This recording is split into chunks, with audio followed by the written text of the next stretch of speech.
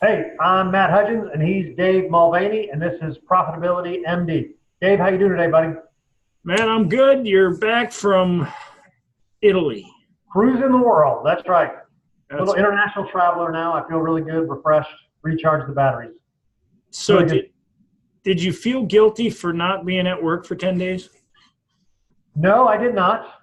I did not feel guilty at all. I did stay connected. I do have a hard time getting unconnected, so I checked my email every day. Probably had, a couple of things to deal with every day, one or two. But I think I had done a good job of prepping my clients before I left town that, hey, I'm going to be leaving town.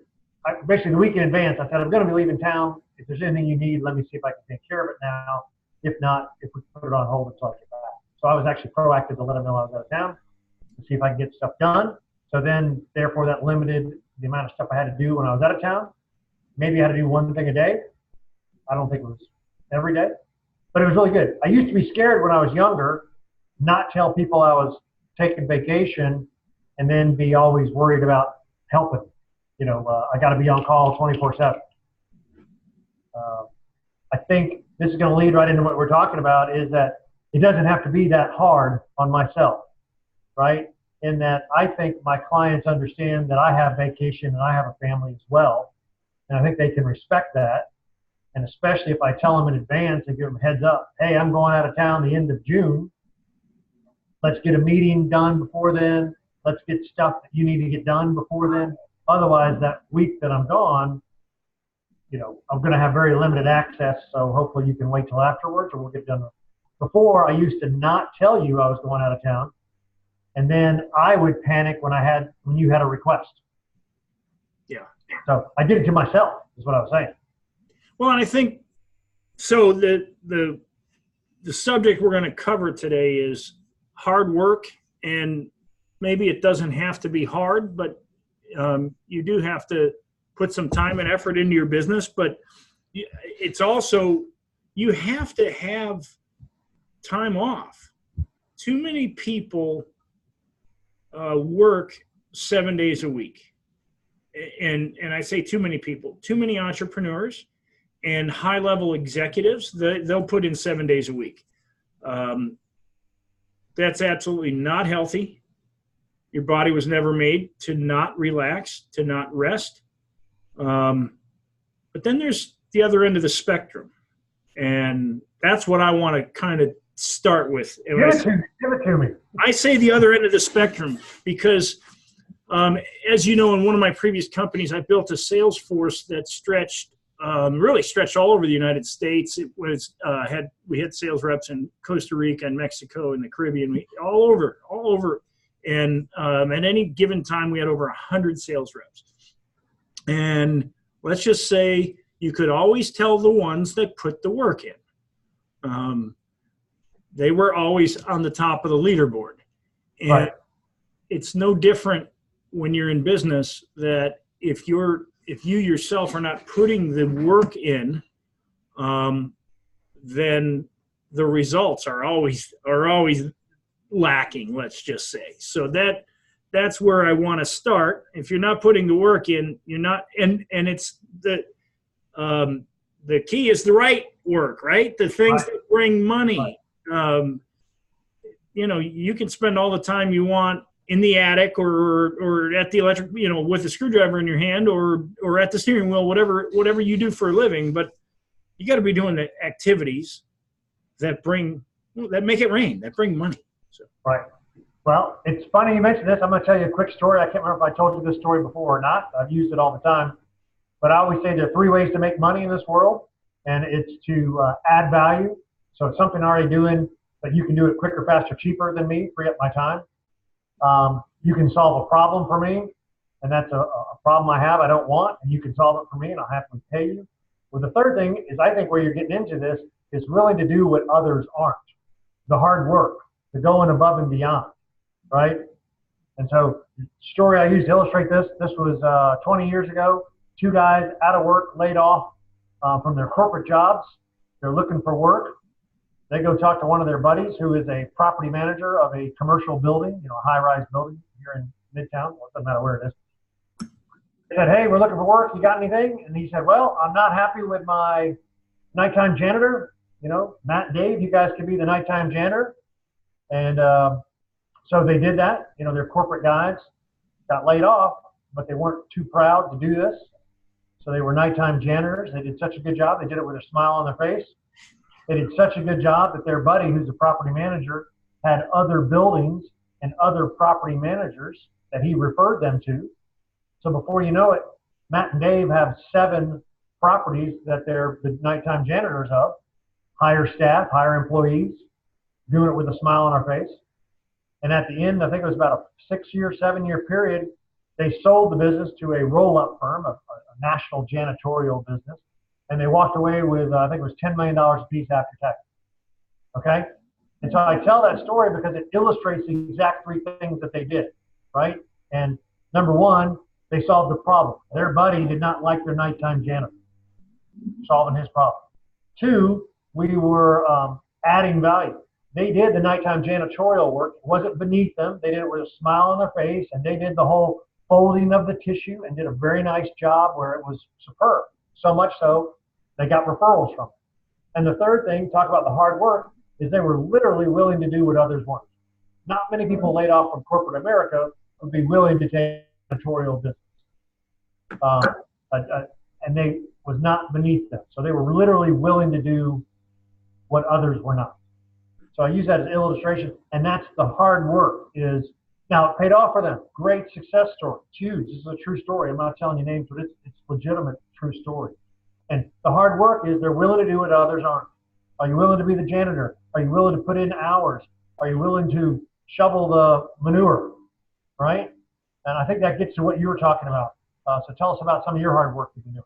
Well, it's funny when you talk about commercial cleaning. A friend of mine, his name is Dave. I won't use his last name, but he works for a very big commercial cleaning company, and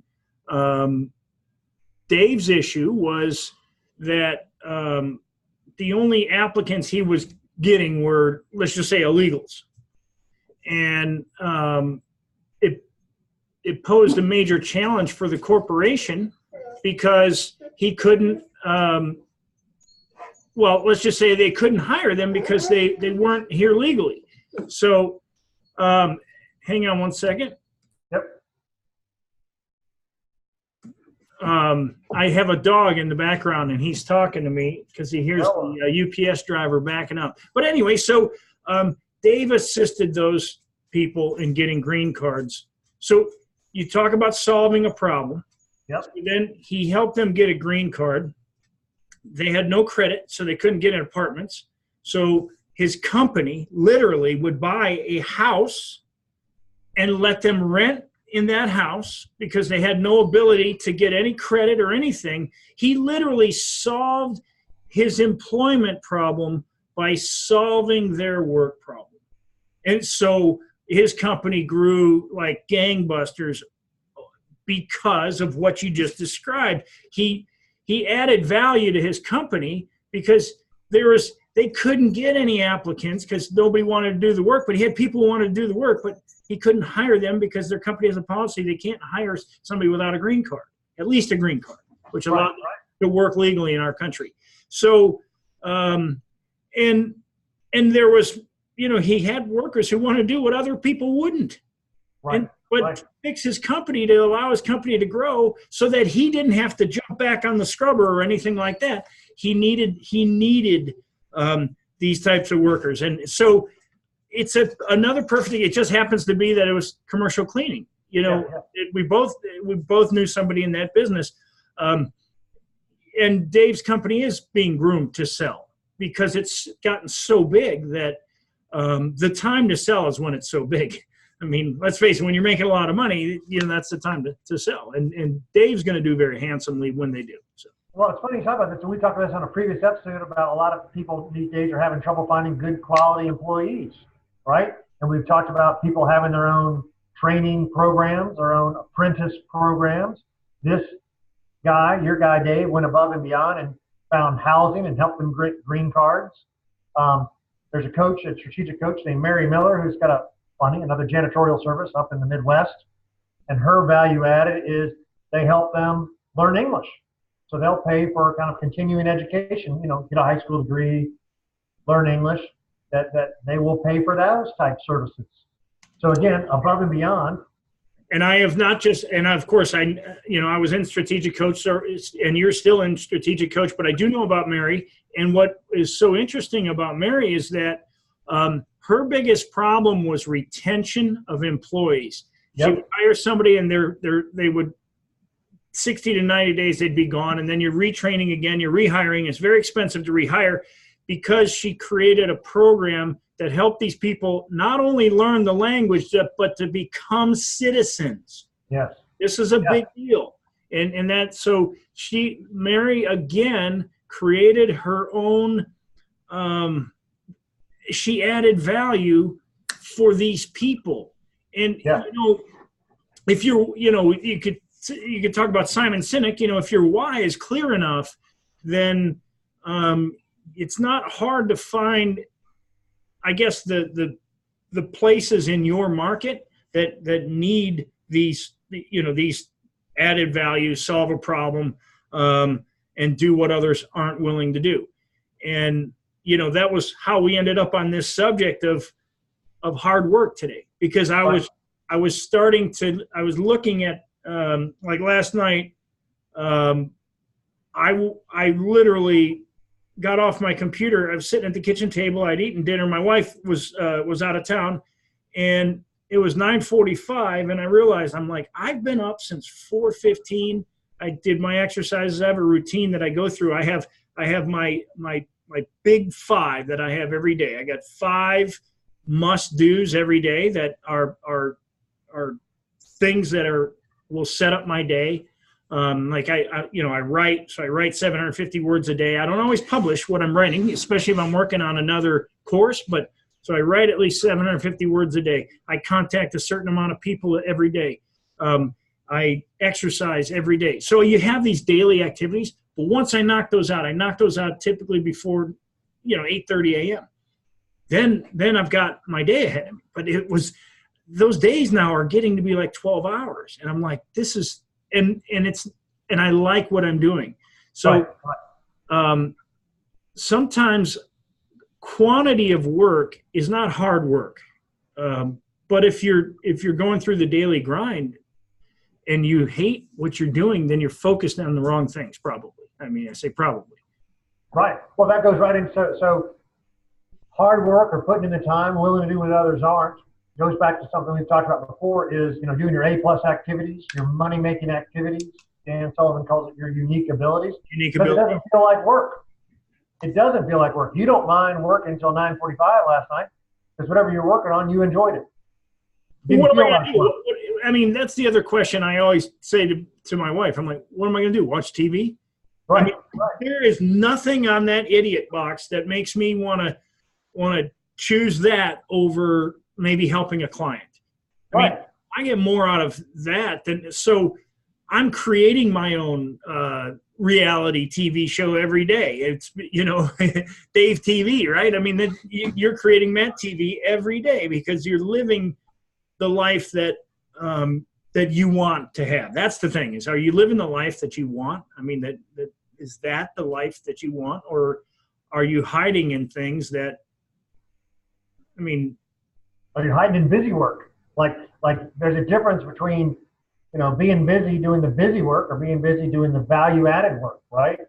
I've got a client right now who's going through that. Their number one assistant is leaving, and so my client's in a panic mode, right? Oh my gosh, she does so much for me. What am I going to do? I've got to figure this out. And so she feels like she's spinning her wheels as her assistant, the number one person left. But reminding her that, hey, you're supposed to be doing the A+ activities, your money-making activities.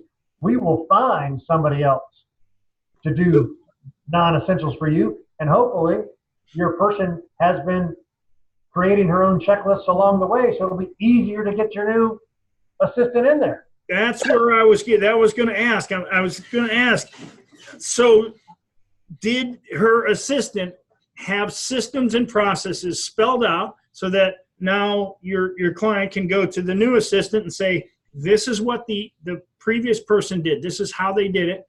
Now, what I want you to do is I want you to learn this for about 60 to 90 days. And then I want you to say, oh, I can do this better, or I can do this better. And then you write that into your own system. And then if you ever leave, I'm going to have a copy of that, and I'm going to know how to replace you. That is exactly where we are. I just started working with this client. So that is, yes. The answer to your question is yes. We've had her make checklists and little videos. I use Screencast-O-Matic and little checklists. But it's still that sense of panic on her part because she hasn't been through this before. You and I have been through this. This is why you and I like systems and processes, because we know that we can train people better and get people in our systems and processes to get things done and to improve it.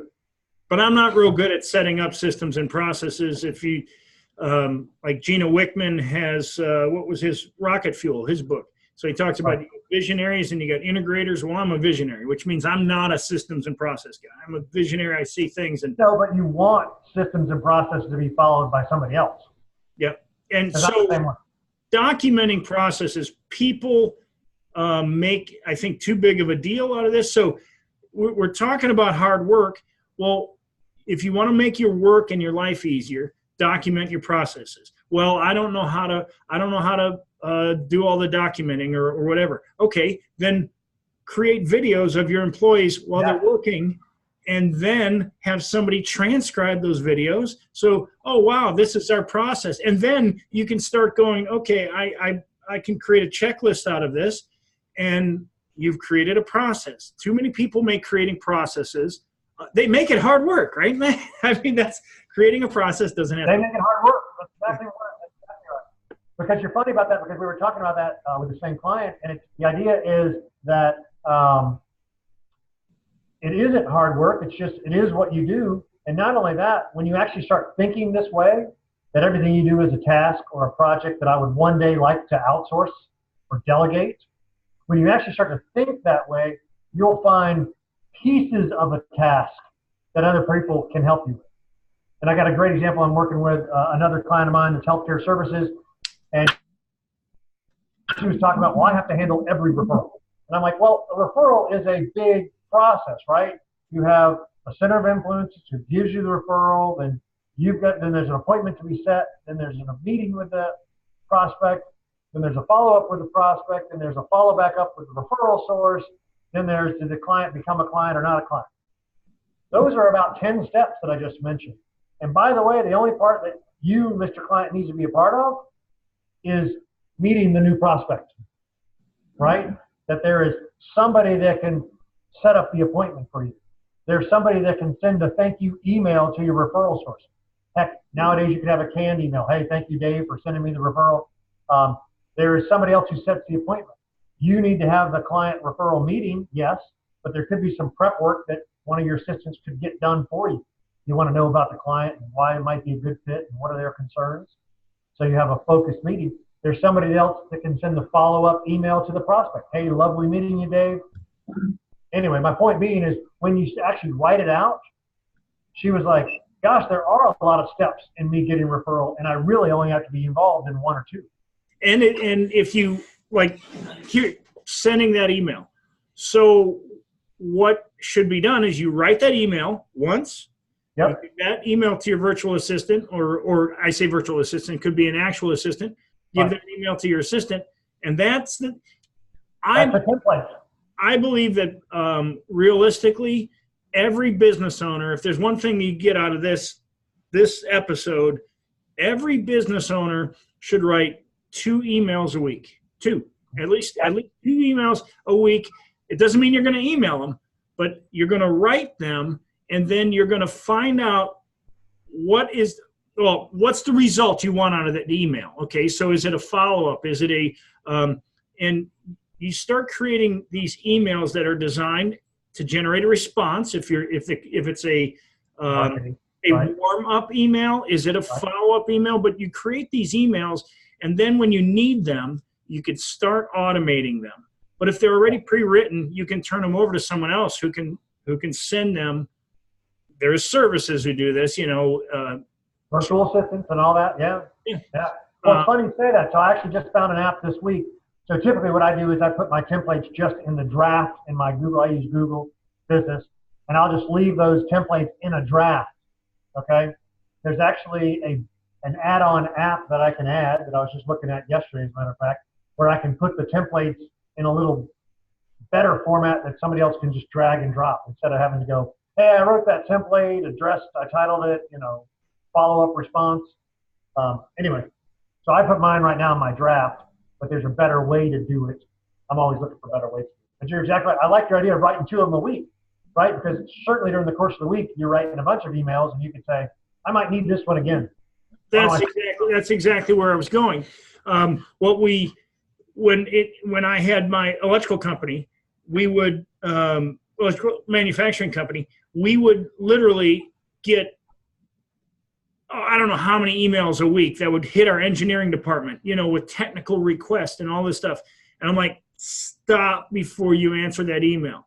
I want you to write the answer in Microsoft Word, and I want you to title it in such a way that we can find it so that we can cut and paste that. So what we ended up with was this massive booklet of frequently asked questions. And the reason I did it, I'll be 100% transparent. I was selfish as all get out because I never knew if I was going to lose an engineer. I needed those answers because I'm not an engineer. So if they ever happened, I had, but I can tell you, I read their answers because they always copied me, and I learned so much. But we had those cataloged, and so I don't care if you're in a technical business, if you're in a sales business. If you're in a sales business and your customer asks a question, this is important. If they ask a question and you send an email and it closes the deal, you hit a hot button. Right. Now, what you want to do is you say, okay, this was the question. So what you're trying to figure out is what the pulse of that client was when they asked that question, and something you said in there, it hit the emotion, because that's when people buy. You got to get to the emotion. You hit that emotion, but so it might be the emotion. You hit their fear emotion, and that's why they buy. It doesn't matter what the emotion is. You hit their ego emotion, whatever that is. You can also categorize answers. It doesn't matter the business you're in. You should be looking at anytime you answer a question on behalf of a client, it closes a deal or doesn't close the deal. Yep. You should be looking at that response going, okay, what could I have done to improve the response? And sometimes asking the client, by the way, who you're talking to, you went with company B. Would you mind just letting me know why? And absolutely. We were talking about this with a new client that I have right now, and conversions are down. Remember, number 2. Number 1, you get more leads. Number 2, conversions. So conversions are down. Last quarter, she had the same amount of prospects, same amount of meetings, but the conversion was really low. So let's go back and figure out why. We're just starting this process with her, but the point being is certainly you couldn't have done everything exactly right, or you would have you couldn't have done everything the same because you wouldn't have gotten a different result, or the market is changing, in which case we do need to do something different because the market has changed. But either way, we need to know the answer. Did I do something differently inadvertently, or is the market changing and I need to come up with a better process to convert? But you got to ask that. That reminded me of a lead magnet that we used for 6 years. The lead magnet converted like crazy, but when it stopped converting, so I wrote the lead magnet in 2004. It stopped converting in 2010. Okay. So now what happened in between 2009 and 2010? The whole market pretty much collapsed. So what was different was the abundance of easy to get at cash was gone. So my lead magnet stopped converting because the market had changed. So we had to change our marketing. And that's what people, when you find something that works, like right now I got a real estate investment letter that is converting over 18%.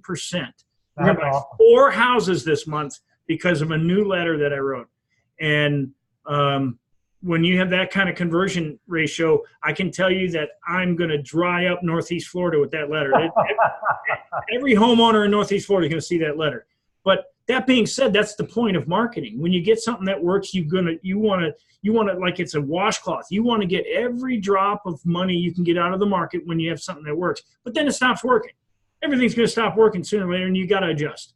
And systems and processes, it happens that way too.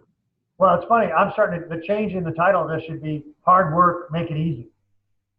What we're really doing is saying hard work isn't hard work if it's your A+ activities and you enjoy it. It's not hard. Hard work isn't hard work if you have systems and processes in place to help you make it easier. Well, work doesn't have to be hard. Yes, that's what I'm saying. I'm almost thinking we change the title. Hard work doesn't have to be hard. Doesn't have to be difficult. That's what we're talking about. It's so true because we make it hard. Yeah. We are the biggest. I'm just signing up a new client today, and he was talking about how for the first half of the call he was talking about all his experience in this particular industry, and then as we started talking about him growing his business, he said, I'm just not sure that I'm qualified enough. And see, this, I think a lot of people experience. Self-doubt. Yeah. Self-doubt. Am I worthy? It's imposter syndrome.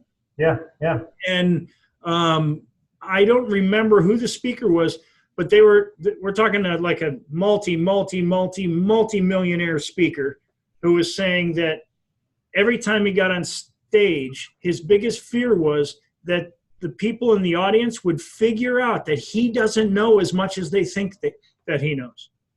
Now think about that. This is a guy making millions of dollars a year, right, and he's concerned that his audience will figure out that he's an imposter, basically. Well, we all have that.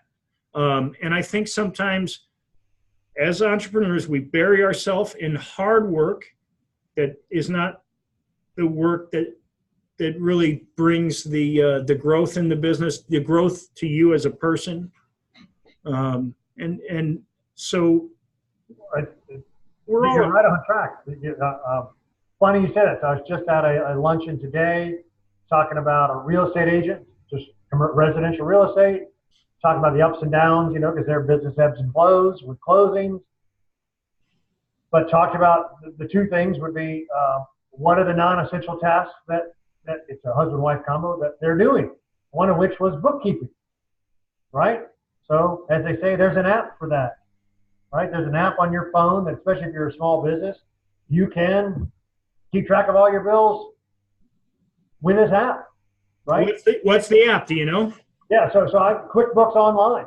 Okay. So I'm using QuickBooks Online, and they have 2 different versions or 3 different versions. You can use kind of the small, medium, and large version. And it's literally hooked up to my bank account and my credit card. So when I charge a lunch, let's say I charge today's lunch, right? It's going to show up on the app as a charge to Nancy's Pizza, whatever it's called. And I will just click on it and say that was a meeting with a client. Boom, I am done. And it matches that, and it goes into my meals and entertainment expense account. So it's classified, and it has the receipt from the credit card bill, and I can take a picture of the receipt on my phone. Boom, I am literally done. It took all of about 10 seconds. Now that's the tip of the day. And by the way, meals and entertainment are no longer tax deductible. Meals are, not entertainment. But we don't, on this show, we don't give tax or legal advice. That's our disclosure. There's our disclosure. Yes, meals in the normal course of business are still allowed. Yes. Entertainment like golf and sports tickets are no longer allowed. But I got to tell you, I literally started using this. I've been using 3 or 4 different apps, and I've got a bookkeeper still, but she's coming in a lot less. She used to come in every month. Now she's coming in once a quarter because this has become so efficient that it's like you go to whatever the Costco to buy some office supplies. Bam, Costco credit card bill, click on it, office supplies, goes into the accounting division, take a picture of that receipt. Now I got the receipt, matches the credit card into the accounting line of, office supplies. To go back, on an accounting level, I'll give you a loophole. So the loophole around the meal and entertainment, the government eliminating, like, if you're staying in a hotel tonight, Matt, you can't go out and have a meal and charge it to your company anymore. However, I mean, if you're with a client, that's a different story. But they've changed some rules. But you are able to allow any employees of a corporation can receive per diem while they are traveling, and that is non-taxable. It's not income, but that employee is not required to spend the full per diem. So there are ways around those types of things. The government, for every, how do you say it? You got lawyers and accountants who are the people who run our government. For every time they take something away, they give it back to you in another area. Well, I heard the greatest statement was the tax law was actually written to benefit the business owner. Of course, it always is. If we know the loopholes or we know the exceptions, they're written for us to take advantage of. If you're a W-2 employee, you get income, you pay your tax, and you're kind of done. The business owners get their income, deduct their expenses that are legal to deduct, and then we pay taxes on what's left over. So it's a beautiful thing. I didn't mean to get into it. We can have a whole other conversation about tax stuff. Well, here we are. We're talking. So, but also about making work easy. He was doing non-essential work, doing the books himself. The husband and wife were doing the books themselves. I said hire a bookkeeper and/or this app, the QuickBooks Online, because that would make your life easier. You wouldn't be doing it. Somebody else would be doing it. I still think you need to know your numbers. We talked about this in the past. So you need to stay on top of it, but you don't actually have to do it. Yeah, as long as you have access to the books, which a program like QuickBooks, if your business is fairly simple, that's an ideal program. You can access it. You don't have to have it. I mean, it's online now. It's awesome. It's totally awesome. But my point being is that stuff that was a time waster for him, non-essential work, right? I talked about setting appointments, right? I got a new client that we're talking about trying to teach them delegate. What is hard work? Well, they're worried they're working too many hours. So part of the thing we always talk about is they want to make more money and have more time off and pay less in taxes. In order to take more time off, you've got to concentrate just on the A-plus activities, the money-making activities, and you've got to learn to delegate or outsource those non-essentials, which might be bookkeeping, which might be checking your email, which might be answering the phone, which might be setting appointments, right? But in order to know that, you need to know what you're doing every day. Right? Goes back to our activity inventory, goes back to your activity log, whatever call it. It's not, that was not a Dan Sullivan trademark, by the way. Activity inventory is a generic term, by the way. Okay, good. Well, I gave him credit, though. You did. But you got to know what you're doing so you know what are those A activities. Because 80-20 rule, we are all spending 80% of our time doing non-essential stuff. So if you don't have enough time off, if you're working too many hours, odds are you're spending 80% of your time doing non-essential work. And that's the first place to free up your time. And some things though, are that we're talking about. If you're a solopreneur, you've got a business and it takes a lot of your time to do a lot of the, let's call them non-essentials. I get that. But if there's one thing that is very important is then you need to manage your money in such a way that you're isolating a portion of your profitability. So you're building a nest egg that will allow you to eliminate debt. And I've talked about this a long time ago, but I talk about it regularly, so that you can begin purchasing cash flowing assets. And what will become cash flowing assets for you and your business, if you're a solopreneur, will probably be people that you can hire to help you, because you'll always be more effective as you bring people into your company. They don't necessarily have to be employees. They could be people that you outsource to, but that will be the first cash flowing assets that you would invest in, because they will make you more effective doing your A-plus activities. Yeah, and talking about hard working or working hard, again, I'll just go back and use this dentist example. The greatest way for a dentist to make more money is to do more procedures, right? So typically the dentist has his schedule, and these are how many procedures, and I'm talking about doing the actual cavities and caps and cosmetics and that type of stuff. Guarantee you they are not working 40 hours a week doing procedures. They're working 50%. They're working 30%. They're working 60%, right? that they are spending the rest of that time doing non-essential activities. The best way for that dentist to make more money, do more of those procedures and find somebody else to do the other tasks, because that's not his money-making activity. The only time I would add an unless to that would be if the dentist is working 40 hours and he can't work anymore, he or she can't work any more hours. Let's say they're working 6 days, whatever, and cannot possibly work any more hours. Then I would tell that dentist the best way for you to make more money is you need to sell, either sell other products or services or invest your money into things that will earn you money that you can be passive on. Real estate's a great, I like real estate. So do you, Matt, because if it brings you income and you've had it for 1 year and 1 day, it's a 20%, it's passive income and it's only taxed at 20%. It's one of the best investments you can make because it has the lowest tax in comparison with other investments. And if you purchase it in a Roth IRA, a self-directed Roth IRA, that money grows tax free. So when you get to a point, we don't talk enough. You're a wealth builder. That's what you do for a living. And we don't talk enough about actually building wealth. It's so funny. And I'm changing something the last second is messaging. We did a piece on messaging. And so I wrote this whole article. We've talked about on this before, the 4 pillars. You got your business, you got real estate, retirement, and a wealth accumulation account. Nobody cares. I put that out. I published that in a lot of Facebook groups and LinkedIn groups. I get nothing. I get no response on that, right? That's not the message they want to hear. They want to hear, how do I get more clients? How do I take more time off? So my own messaging is that, you know why we don't talk enough about wealth building is because they don't know what they don't know. They don't want to hear it. I totally agree with you. I think everybody should be working the 4 pillars or the 5 pillars we talked about because you had more real estate in there than I did. But they don't want to talk about it because that's not the message that hits them. We can teach them that once we get them in our system, right? Because the idea would be, I want you to make so much money that there's excess money. Excess money allows you to build the wealth, invest in the real estate. Excess money allows you to take more time off because you hire more people or outsource it. Excess money helps you to save for retirement. Excess money helps you to have a wealth accumulation account. Excess money buys you freedom. Excess money buys you employees to do the things you don't want to do. That's what excess money does. So it's almost like our own messaging needs to be, let's generate excess cash flow, right? Because that's what they know or understand or want. They don't understand or want the 4 pillars. They don't know or understand the benefits of real estate. We got to give people what they want, not what they need. That's exactly right. And then we'll teach them what they don't know, which is the wealth. There's no better way to build wealth in America than to own your own business. There's no way around that. That's the number one. The amount of wealth you can build, and the beauty of it is you don't have to be making $1 million a year as a small business owner to build the wealth.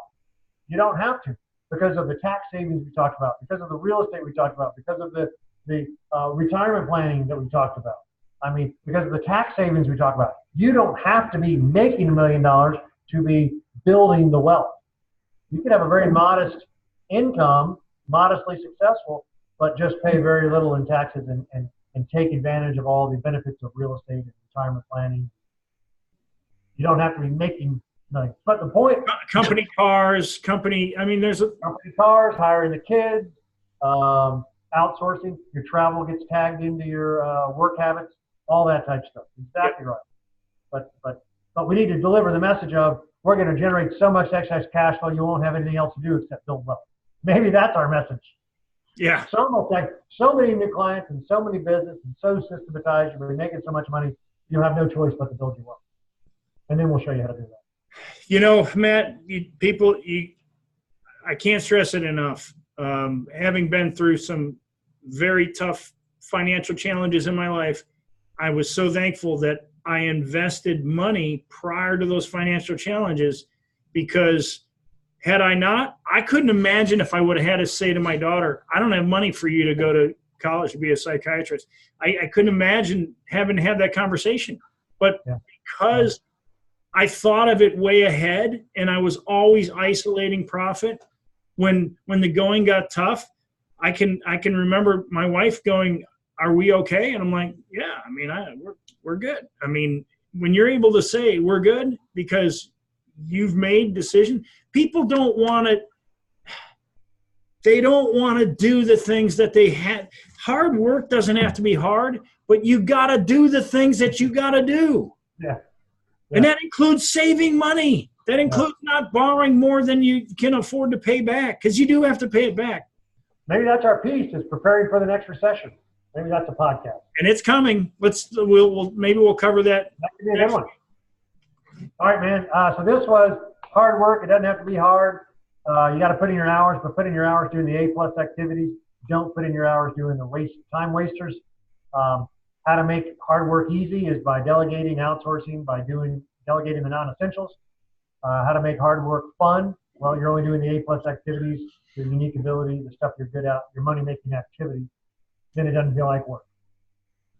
Precisely. Yeah.